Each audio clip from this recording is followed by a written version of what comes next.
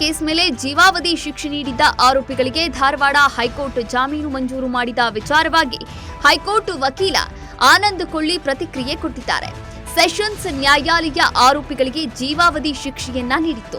ಇದನ್ನ ಪ್ರಶ್ನಿಸಿ ಹೈಕೋರ್ಟ್ ಮೊರೆ ಹೋಗಿದ್ವಿ. ಈ ಬಗ್ಗೆ ಹೈಕೋರ್ಟ್ ಸಮಗ್ರ ವಿಚಾರಣೆಯನ್ನ ಮಾಡಿದೆ. ಇನ್ನ ಜಾಮೀನಿನಲ್ಲಿ ಇದ್ದಾಗ ಹೇಗೆ ವರ್ತನೆಯನ್ನ ಮಾಡಿದ್ರು ಎಂಬುದನ್ನ ಪರಿಗಣಿಸಿ ಜಾಮೀನು ಮಂಜೂರು ಮಾಡಿದೆ ಎಂದು ಹೇಳಿಕೆಯನ್ನ ನೀಡಿದ್ರು. ಇವತ್ತ ಮಾನ್ಯ Koppal district and session judge had convicted almost 99 accused for atrocity act ಮತ್ತು 436, 323 ಎಲ್ಲ ಅಫೆನ್ಸಿಗೆ ಜೀವಾವಧಿ ಶಿಕ್ಷೆ ಕೊಟ್ಟಿತ್ತು. Especially for an offence under N atrocity act that we have been challenge. ಅದನ್ನ ಇಲ್ಲಿ ಪ್ರಶ್ನೆ ಮಾಡಿದ್ವಿ.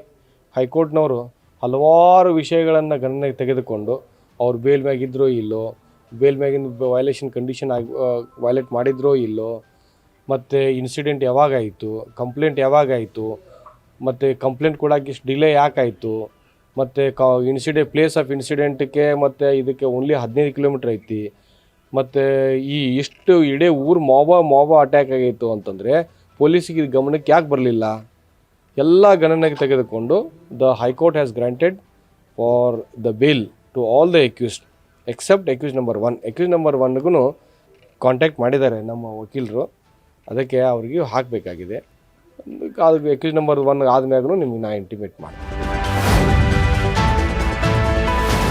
ಹಣಕ್ಕಾಗಿ ಮಗನನ್ನೇ ಕಿಡ್ನಾಪ್ ಮಾಡಿಸಿ ಕತೆ ಕಟ್ಟಿ ತಗಲಾಕಿಕೊಂಡ ಘಟನೆ ಕಲಬುರಗಿ ಗರೀಬ್ ನವಾಜ್ ಕಾಲೋನಿಯಲ್ಲಿ ನಡೆದಿದೆ. ನಾದಿನ್ಯ ಹಣಕ್ಕಾಗಿ ಸಮೀನಾ ಅಂಜುಮ್ ಎಂಬುವ ತಾಯಿ ಮಗ ಸೈಯದ್ ಮುಕ್ತಾರ್ ಹಾಶ್ಮಿಯನ್ನ ಕಿಡ್ನಾಪ್ ಮಾಡಿಸಿರ್ತಾಳೆ. ಇನ್ನು ಕಿಡ್ನಾಪರ್ಸ್ಗಳು 22 ಲಕ್ಷಕ್ಕೆ ಬೇಡಿಕೆಯನ್ನ ಇಟ್ಟಿದ್ದರು ಎಂದು ನಾಟಕವಾಡಿದ್ದು ಪೊಲೀಸರ ತನಿಖೆಯಿಂದ ಬಟಾಬಯಲಾಗಿದೆ. ಈ ಪ್ರಕರಣ ವಿವಿ ಪೊಲೀಸ್ ಠಾಣೆಯಲ್ಲಿ ಪ್ರಕರಣ ಕೂಡ ದಾಖಲಾಗಿದೆ.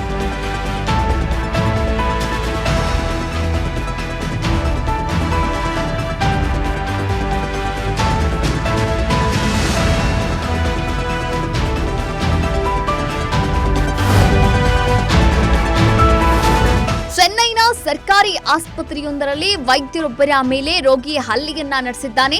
ವೈದ್ಯರ ಮೇಲೆ ಹಲ್ಲೆಯನ್ನ ಖಂಡಿಸಿ ಭಾರತೀಯ ವೈದ್ಯಕೀಯ ಸಂಘ ಕೊಯಮತ್ತೂರಿನಲ್ಲಿ ಪ್ರತಿಭಟನಾ ಮೆರವಣಿಗೆಯನ್ನ ನಡೆಸಿತು.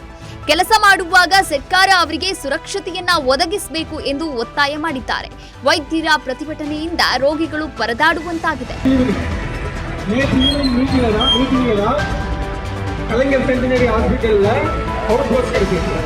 இன்னைக்கு கூட யோசிச்சு பாருங்க, இவ்வளவு டாக்டர்ஸ் அண்ட் ஸ்டூடெண்ட்ஸ் பாதுகாப்பு நமக்கான பாதுகாப்பு இருக்கு. ಜಮ್ಮು ಮತ್ತು ಕಾಶ್ಮೀರದಲ್ಲಿ ನ್ಯಾಷನಲ್ ಕಾನ್ಫರೆನ್ಸ್ ಸರ್ಕಾರವು ಈ ಹಿಂದೆ ರಾಜ್ಯಕ್ಕೆ ನೀಡಲಾಗಿದ್ದ ವಿಶೇಷ ಸ್ಥಾನಮಾನವನ್ನ ರದ್ದುಗೊಳಿಸಿದ್ದಕ್ಕೆ ಖಂಡನೆ ವ್ಯಕ್ತಪಡಿಸಿದೆ. 370ನೇ ವಿಧಿಯನ್ನ ಮರುಸ್ಥಾಪಿಸಲು ವಿಧಾನಸಭೆಯಲ್ಲಿ ನಿರ್ಣಯವನ್ನ ಮಂಡಿಸಿದೆ. ಈ ಬಗ್ಗೆ ಕೇಂದ್ರ ಗೃಹ ಸಚಿವ ಅಮಿತ್ ಶಾ ಮಾತನಾಡಿದ್ದು, ಇಂದಿರಾ ಗಾಂಧಿಯೇ ಸ್ವರ್ಗದಿಂದ ಕೆಳಗಿಳಿದು ಬಂದರೂ ಈ 370ನೇ ವಿಧಿ ಮರುಸ್ಥಾಪಿಸಲು ಸಾಧ್ಯವಿಲ್ಲ ಎಂದು ಹೇಳಿದ್ದಾರೆ. कश्मीर जो है हमारा है या नहीं है? अरे जोर से बोलो, है या नहीं है? धारा 370 हटानी चाहिए थी या नहीं हटानी चाहिए थी? भाइयों बहनों, कांग्रेस पार्टी, राहुल बाबा की पार्टी धारा 370 को वापिस लाना चाहती. मैं बता देता हूं, राहुल बाबा, गिरडी की भूमि पर बैठकर बता देता हूं, आप तो क्या, आपकी 4 पीढ़ी आएगी धारा 370 वापिस.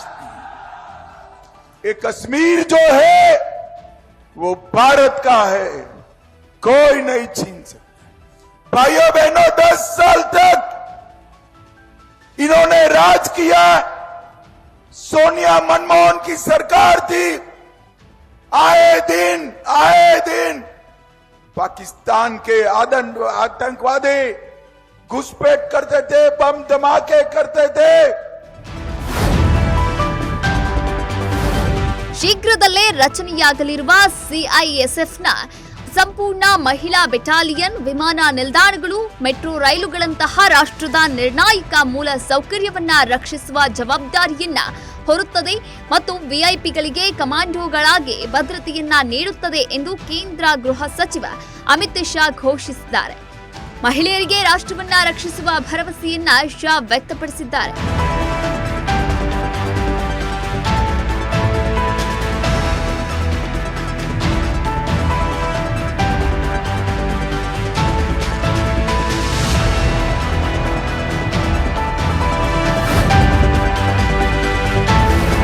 ಜಮ್ಮು ಕಾಶ್ಮೀರದಲ್ಲಿ ಉಗ್ರರ ಉಪಟಳ ಮುಂದುವರೆದಿದೆ. ಭಯೋತ್ಪಾದಕರು ಮತ್ತು ಭದ್ರತಾ ಪಡೆಗಳ ನಡುವಿನ ಸರಣಿ ಚಕಮಕಿಯಲ್ಲಿ ದಕ್ಷಿಣ ಕಾಶ್ಮೀರದ ಕುಲ್ಗಾಮ್ ಜಿಲ್ಲೆಯಲ್ಲಿ ಮತ್ತೊಂದು ಎನ್ಕೌಂಟರ್ ನಡೆದಿದೆ. ಜಮ್ಮು ಕಾಶ್ಮೀರದ 20 ಜಿಲ್ಲೆಗಳ ಪೈಕಿ 8 ಜಿಲ್ಲೆಗಳಲ್ಲಿ ಎನ್ಕೌಂಟರ್ ನಡೆದಿದ್ದು 10 ಭಯೋತ್ಪಾದಕರು ಮತ್ತು ಕಮಾಂಡೋ ಕೊಲ್ಲಲ್ಪಟ್ಟಿದ್ದಾರೆ. ಕಳೆದ 15 ದಿನಗಳಲ್ಲಿ ಇದು 11 ಎನ್ಕೌಂಟರ್ ಆಗಿದೆ.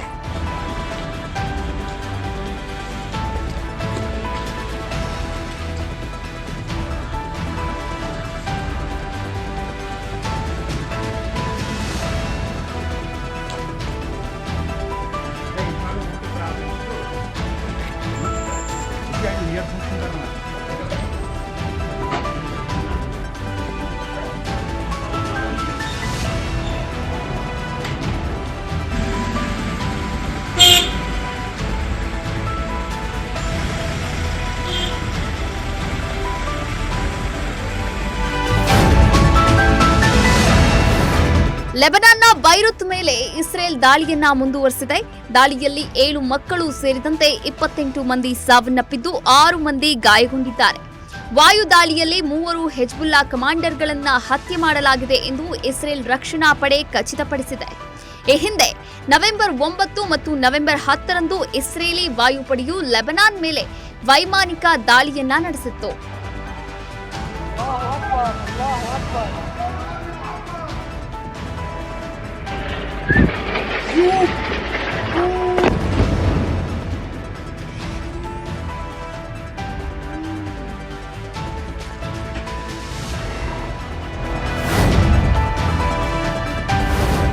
ಸುಪ್ರೀಂ ಕೋರ್ಟ್ನ ಹೊರಗೆ ವ್ಯಕ್ತಿಯೊಬ್ಬ ಆತ್ಮಾಹುತಿ ಬಾಂಬ್ ದಾಳಿ ನಡೆಸಿರುವ ಘಟನೆ ಬ್ರೆಜಿಲ್ನಲ್ಲಿ ನಡೆದಿದೆ. ಕೋರ್ಟ್ ಪ್ರವೇಶಿಸಲು ಪ್ರಯತ್ನಿಸುವಾಗ ವ್ಯಕ್ತಿಯೊಬ್ಬ ತನ್ನನ್ನ ತಾನು ಸ್ಫೋಟಿಸಿಕೊಂಡಿದ್ದಾನೆ. ನ್ಯಾಯಾಲಯದ ಕಟ್ಟಡದ ಸಮೀಪ ಮೊದಲ ಸ್ಫೋಟ ಸಂಭವಿಸಿದೆ. ಬಳಿಕ 2ನೇ ಬಾಂಬ್ ಕೂಡ ಸ್ಫೋಟಗೊಂಡಿದೆ. ಇನ್ನು ಸ್ಥಳದಲ್ಲಿ ವ್ಯಕ್ತಿಯ ಮೃತದೇಹ ಪತ್ತೆಯಾಗಿದೆ.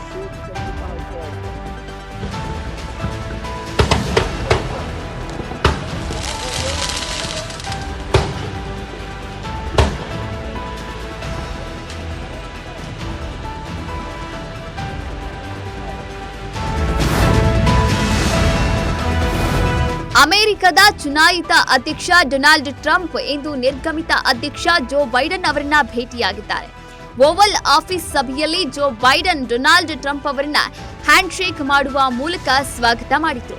2020ರ ಯುಎಸ್ ಚುನಾವಣೆಯಲ್ಲಿ ಡೊನಾಲ್ಡ್ ಟ್ರಂಪ್ ಅವರನ್ನ ಜೋ ಬೈಡನ್ ಸೋಲಿಸಿದ ನಂತರ ಈ ಇಬ್ಬರು ಪ್ರತಿಸ್ಪರ್ಧಿಗಳ ನಡುವೆ ನಡೆದ ಮೊದಲ ಸಭೆ ಇದಾಗಿದೆ.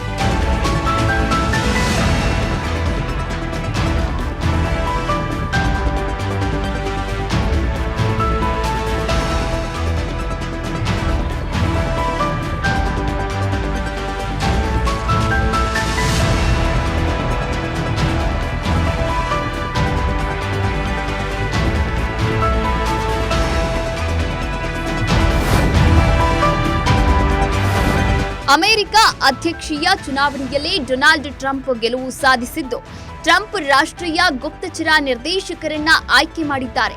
ಡೆಮಾಕ್ರೆಟಿಕ್ ಪಕ್ಷದ ಮಾಜಿ ಸದಸ್ಯೆ ತುಳಸಿ ಗಬ್ಬಾರ್ಡ್ ಅವರನ್ನ ಡಿಎನ್ಐ ಆಗಿ ಆಯ್ಕೆ ಮಾಡಿದ್ದಾರೆ. ಗಬ್ಬಾರ್ಡ್ 4 ಬಾರಿ ಸಂಸದರಾಗಿದ್ದಾರೆ ಮತ್ತು 2020ರಲ್ಲಿ ಅಧ್ಯಕ್ಷೀಯ ಅಭ್ಯರ್ಥಿ ಕೂಡ ಆಗಿದ್ರು. ಮಾಜಿ ಡೆಮಾಕ್ರೆಟಿಕ್ ಪಕ್ಷದ ಅಭ್ಯರ್ಥಿಯಾಗಿದ್ರು. ಇನ್ನು 2 ಪಕ್ಷಗಳಲ್ಲಿ ವ್ಯಾಪಕ ಬೆಂಬಲವನ್ನ ಹೊಂದಿದ್ದಾರೆ.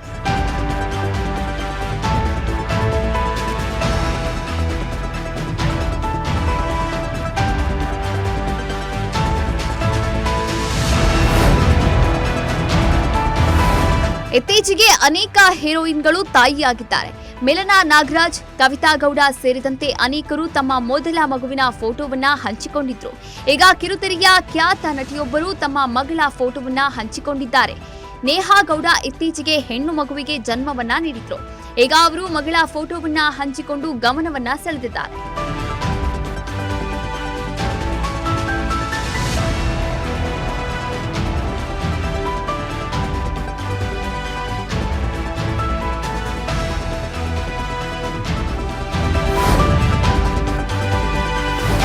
ಬಿಗ್ ಬಾಸ್ ಕನ್ನಡ ಸೀಸನ್ 8ರ ವಿನ್ನರ್ ಮಂಜು ಪಾವಗಡ ದಾಂಪತ್ಯ ಜೀವನಕ್ಕೆ ಕಾಲಿಟ್ಟಿದ್ದಾರೆ.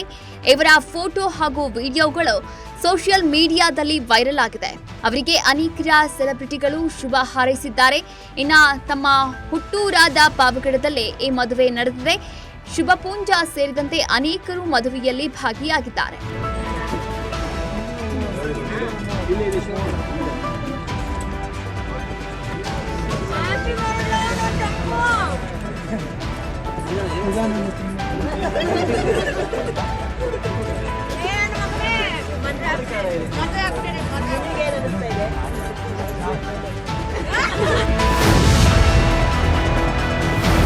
ಬಾಲಿವುಡ್ ನಟ ಸಲ್ಮಾನ್ ಖಾನ್ಗೆ ಜೀವ ಬೆದರಿಕೆ ಪ್ರಕರಣ ಹಿನ್ನೆಲೆಯಲ್ಲಿ ರಾಯಚೂರಿನ ಮಾನ್ವಿಯಲ್ಲಿ ಮುಂಬೈ ಪೊಲೀಸರು ಆರೋಪಿ ಯುವಕನನ್ನ ಬಂಧಿಸಿ ಕರೆದೊಯ್ದಿದ್ದಾರೆ. ಮಾನ್ವಿಯಲ್ಲಿ ಟೈರ್ ಅಂಗಡಿಯಲ್ಲಿ ಕೆಲಸ ಮಾಡುತ್ತಿದ್ದ ಸೋಹೆಲ್ನನ್ನ ನವೆಂಬರ್ 11ರಂದು ಆರೋಪಿಯನ್ನ ಬಂಧಿಸಿ ಮುಂಬೈಗೆ ಕರೆದೊಯ್ಯಲಾಗಿದೆ. ಮುಂಬೈ ವರ್ಲಿ ಪೊಲೀಸ್ ಠಾಣೆಯಿಂದ ಆರೋಪಿ ಪೋಷಕರಿಗೆ ಇಂದು ಕರೆ ಬಂದಿದ್ದು ವಿಚಾರಣೆಗೆ ಮುಂಬೈಗೆ ಬರುವಂತೆ ಸೂಚನೆ ನೀಡಿದ್ದಾರೆ.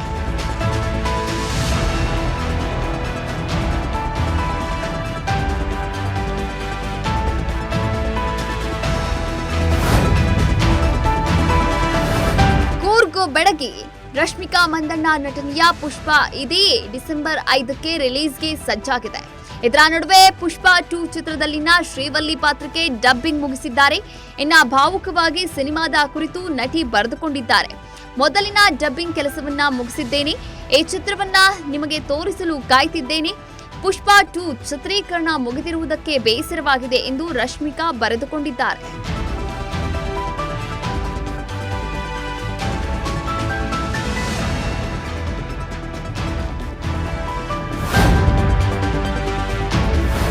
ನಿರೀಕ್ಷೆಯಂತೆ ರನ್ ಮಳೆಯ ಪಂದ್ಯದಲ್ಲಿ ತಿಲಕ್ ವರ್ಮಾ ಅಜೇಯ ಶತಕ ಮತ್ತು ಕೊನೆಯಲ್ಲಿ ಆರ್ಷದೀಪ್ ಸಿಂಗ್ ಅವರ ಅತ್ಯುತ್ತಮ ಬೌಲಿಂಗ್ನಿಂದಾಗಿ ಭಾರತ ದಕ್ಷಿಣ ಆಫ್ರಿಕಾ ವಿರುದ್ಧ 11 ರನ್ಗಳ ರೋಚಕ ಜಯ ಸಾಧಿಸಿದೆ.